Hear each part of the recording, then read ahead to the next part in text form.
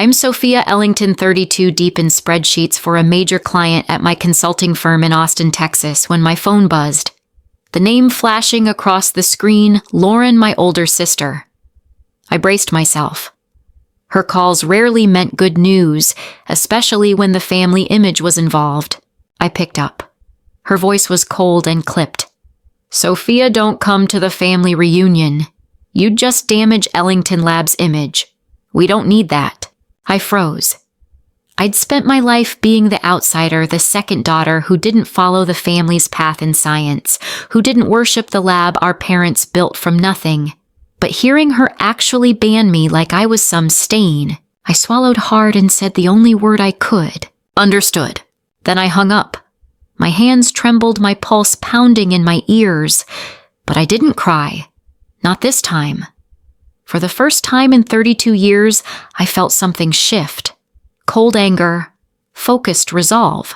They hadn't just excluded me, they'd used me.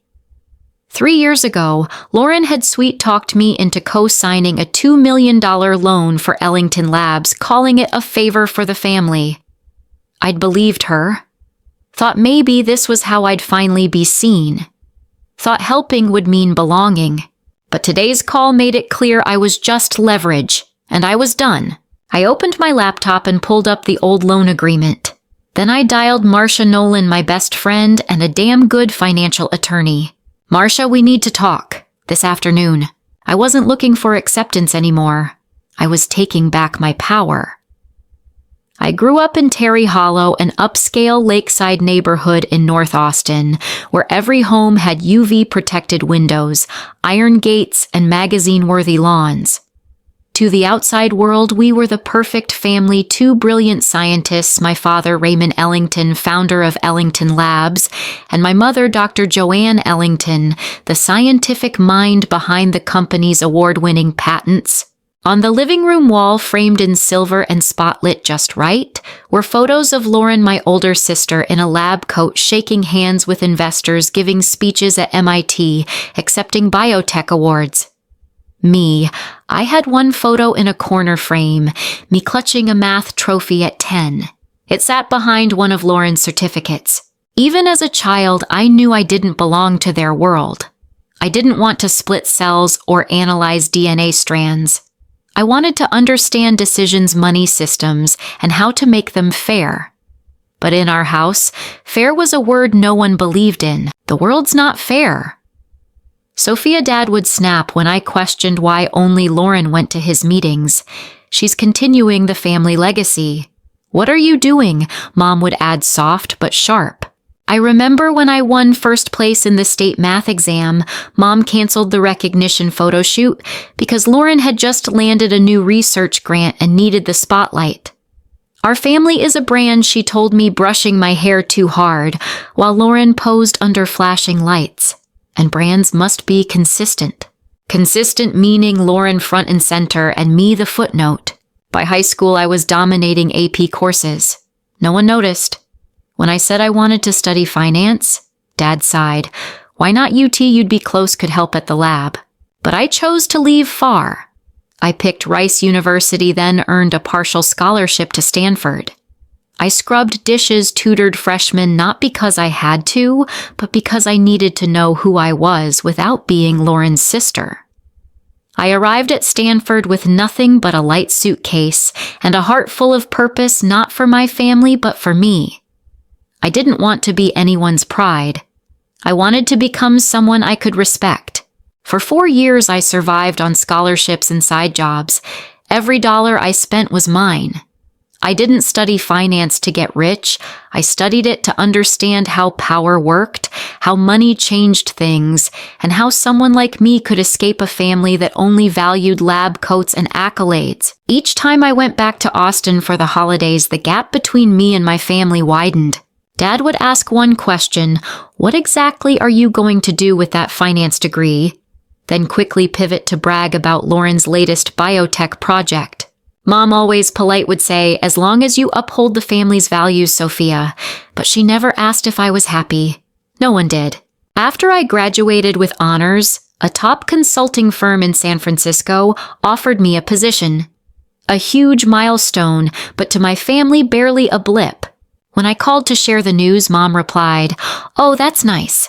By the way, Lauren's been nominated for a National Innovation Award." Dad sighed, still not considering coming back to Ellington Labs. My wins were always footnotes to Lauren's headlines. I called it the big portrait effect. No matter how vivid your own picture is, if it's hung next to a giant one, you disappear. Then I met Dean at a charity art auction in the Bay Area. He was a freelance photographer who captured raw, honest moments. No filters, no pretenses. The opposite of everything I grew up around. Dean didn't care about my last name. He cared about what I thought, what I felt, what I dreamed of. We started dating, sharing everything from late-night coffee to fears we never told anyone else. For the first time, I felt truly seen, not as Sophia of the Ellingtons, but just Sophia. We loved quietly. No diamond rings, no social media milestones, just long nights by the window, cold coffee, and the kind of questions no one else had ever asked me. Have you ever wished you weren't an Ellington? Dean was unlike anyone I'd known.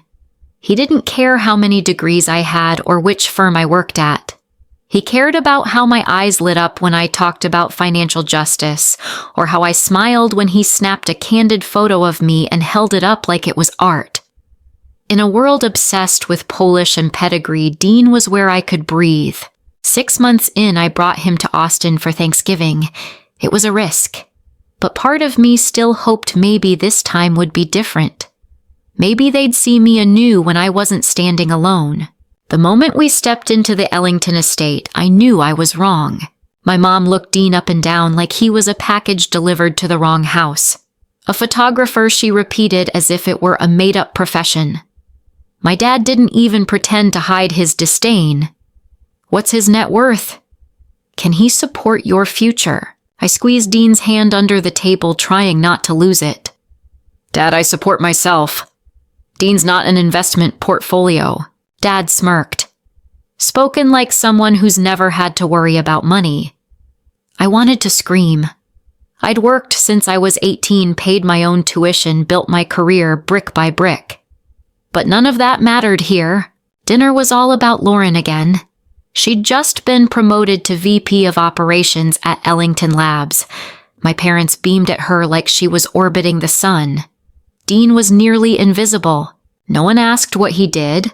No one asked if I was happy. That night I cried in my childhood bedroom, the same one where dreams went to die. Dean sat beside me, his hand on mine. They don't deserve you, Sophia. I looked at him, tears blurring everything. I'm not Lauren. No matter how hard I try, they'll never see me. His voice was soft but certain. That's their loss. We left the next morning without saying goodbye, and I knew then I didn't need their eyes on me anymore. 3 years ago, just after I'd been promoted to senior consultant at my firm in San Francisco, I got a call from my father, Raymond Ellington. It was rare for him to call without an agenda, but that day his voice was unusually soft.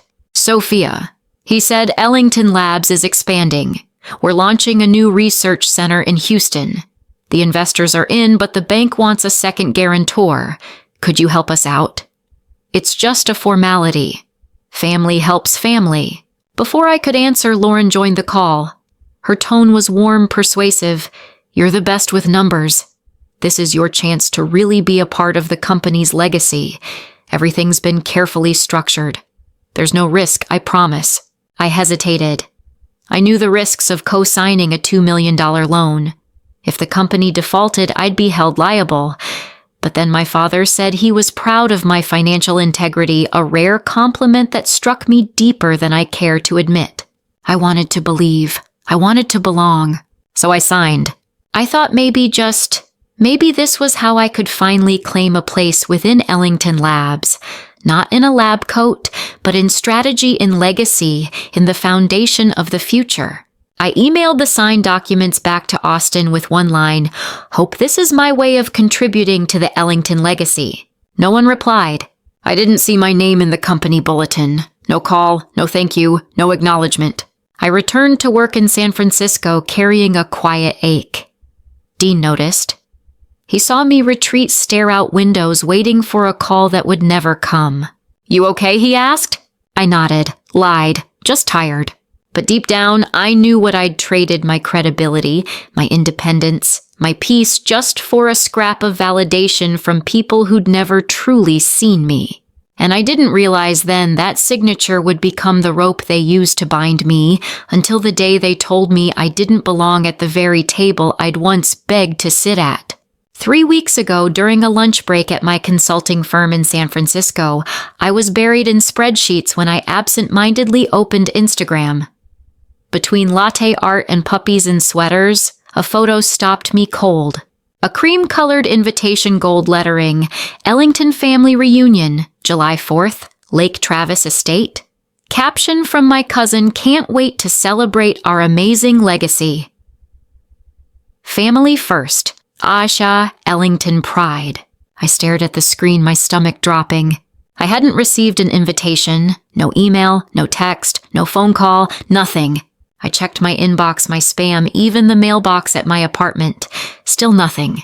I'd been excluded from dinners before, cropped out of family photos, but never from something this big. A reunion in the family's name celebrating Ellington Labs, and they didn't want me there. I wanted to believe it was a mistake, that someone forgot. But deep down I knew this was intentional. That evening I met Dean at our usual dive bar in the Mission District. I showed him the post. "They didn't invite me," I said, my voice tight. Dean's brows furrowed.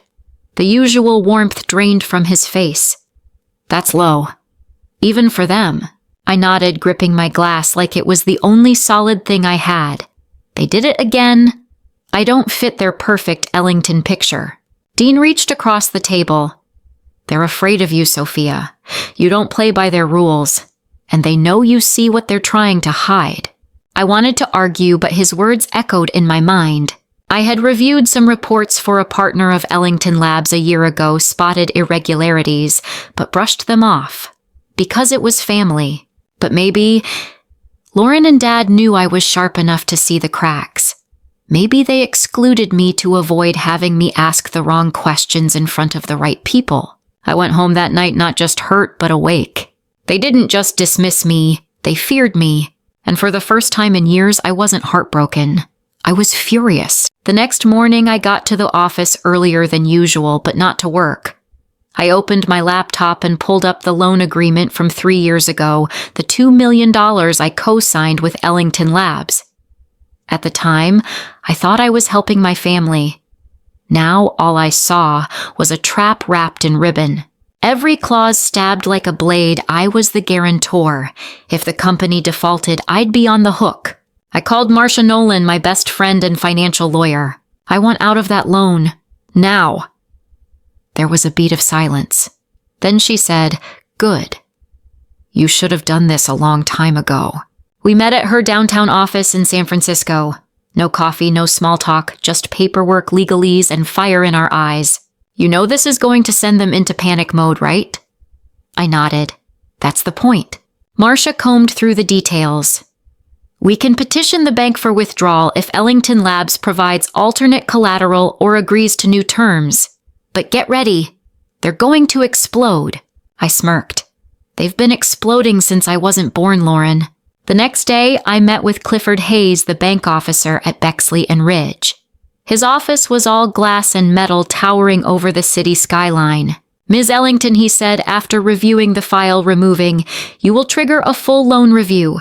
The company will have 30 days to provide replacement collateral." I met his gaze. "I understand. Proceed." When I pressed my pen to paper and signed my name, I felt something snap. Not in fear, in freedom. There was no dramatic music or closing monologue. Just silence and the weight sliding off my shoulders. I knew this wouldn't be quiet for long, but I wasn't afraid anymore.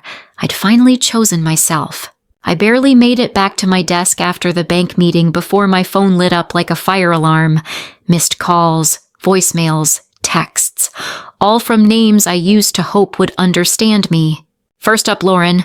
"Sophia, what the hell are you doing? You're destroying the company. You're destroying this family. She sounded like I had just set fire to Ellington Labs headquarters. Next, a message from Dad: unacceptable. Your actions are placing us at serious financial risk. Reverse this immediately. Even my mother, who rarely intervened, left a voicemail, her voice trembling. Your father is furious, Sophia. We need to talk. Please don't do this. I didn't answer. I silenced my phone and shoved it across the desk like it was radioactive.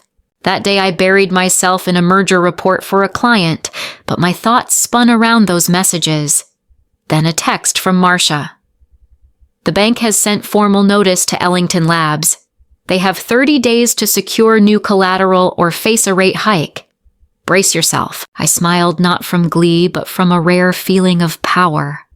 For once I had pulled the plug, not been plugged in. That evening, Marcia came by my apartment with sushi and a bottle of red. We should toast, she said, sliding onto a bar stool. I gave a tired smile. They're calling me the traitor. Doesn't feel like a victory. She sipped her wine and met my eyes. I call it self-preservation. They used your financial reputation to keep their empire afloat. Now they get to tread water. I nodded, though part of me still wavered, not from regret, but because I knew the storm ahead would be fierce. And I was right. The next morning, mid-presentation with my team, my assistant rushed in, pale as paper. Sophia, Raymond and Lauren Ellington are in the lobby, demanding to see you, immediately. I froze. They weren't just yelling over the phone now.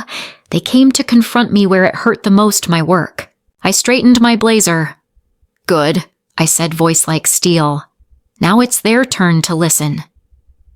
I stepped out of the conference room with steady feet, though my heart pounded like a war drum. The lobby was too quiet.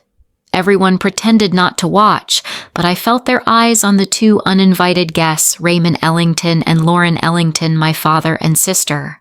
Dad stood there red-faced and furious. Lauren crossed her arms, lips tight, eyes sharp. We need to talk. Now he growled.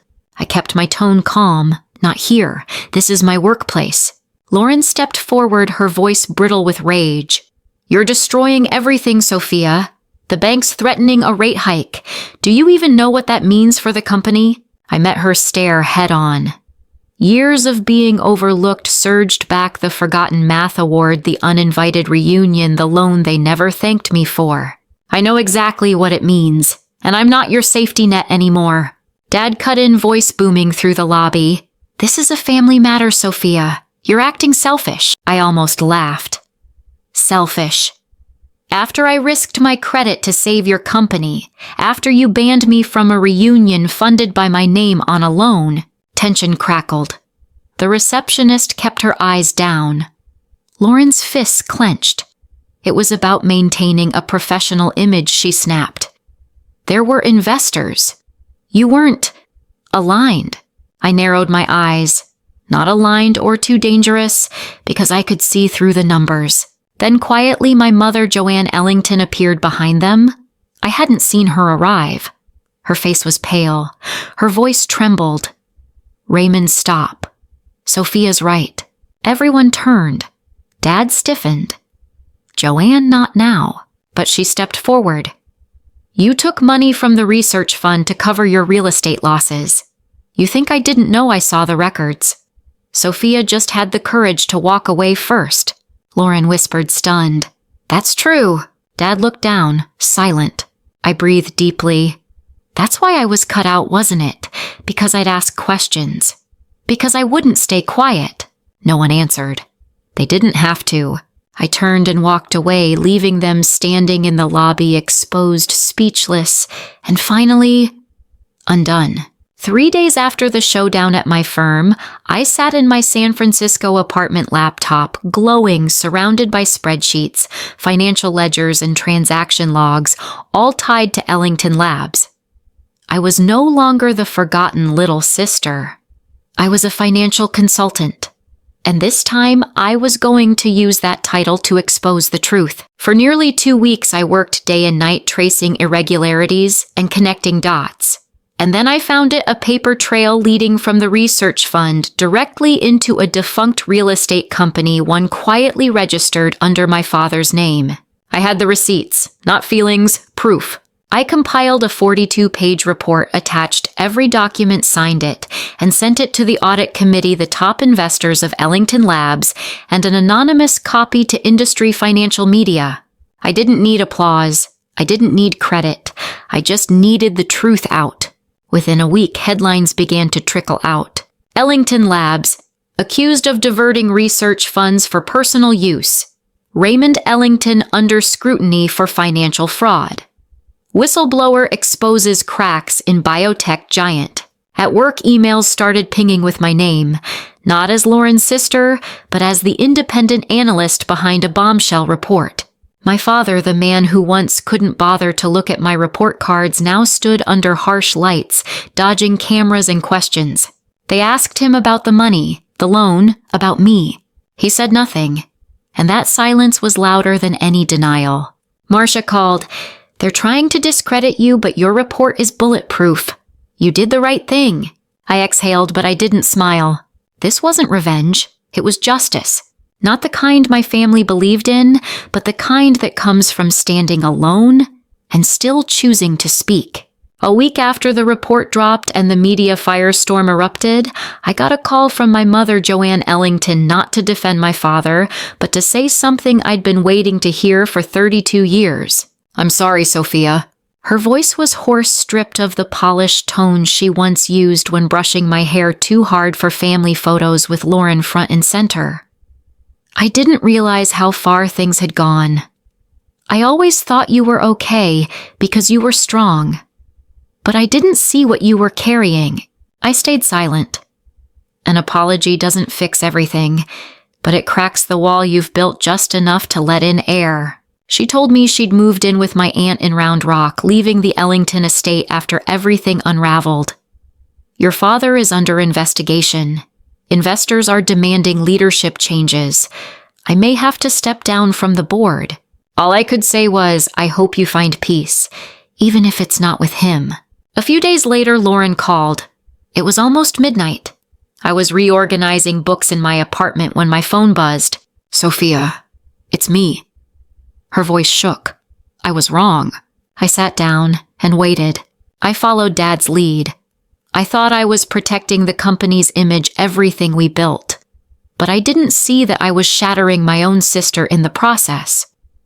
She choked back tears. "I'm sorry. For the loan. For the reunion. For not standing up for you when it mattered." I closed my eyes. I wasn't angry anymore, just tired. But I realized sometimes a confession doesn't need to be perfect. It just needs to be real. I didn't forgive her right away, but I left the door open just enough for her to walk through if she truly wanted to. A month later, Lauren and her fiancé Nathan flew to San Francisco. We had dinner at a small Italian place in the Mission District. No toasts, no staged photos, just hesitant glances and quiet breaths. She looked at me and said, "You were always braver than me." I followed the mold.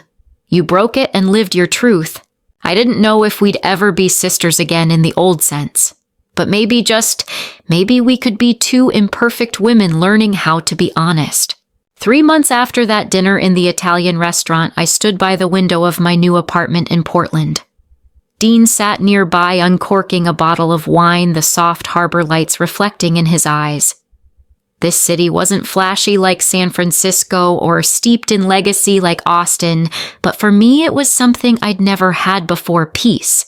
No Ellington name echoing down every hallway, no shadows of Lauren, no legacy I didn't ask for.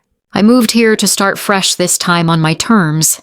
With Marcia's legal support, I'm launching my own financial consulting firm, helping small businesses build honest, ethical, sustainable strategies. Not to become another Raymond Ellington, but to be the person I once needed when I was being erased. Dean moved here with me. Each morning he pours 2 cups of coffee and asks, "Do you feel free?" And most days I smile and say, "For the first time in my life, yes." My mother sent a handwritten letter, the ink shaky but real. "If you'll have me, I'd like to visit Portland sometime. not to talk about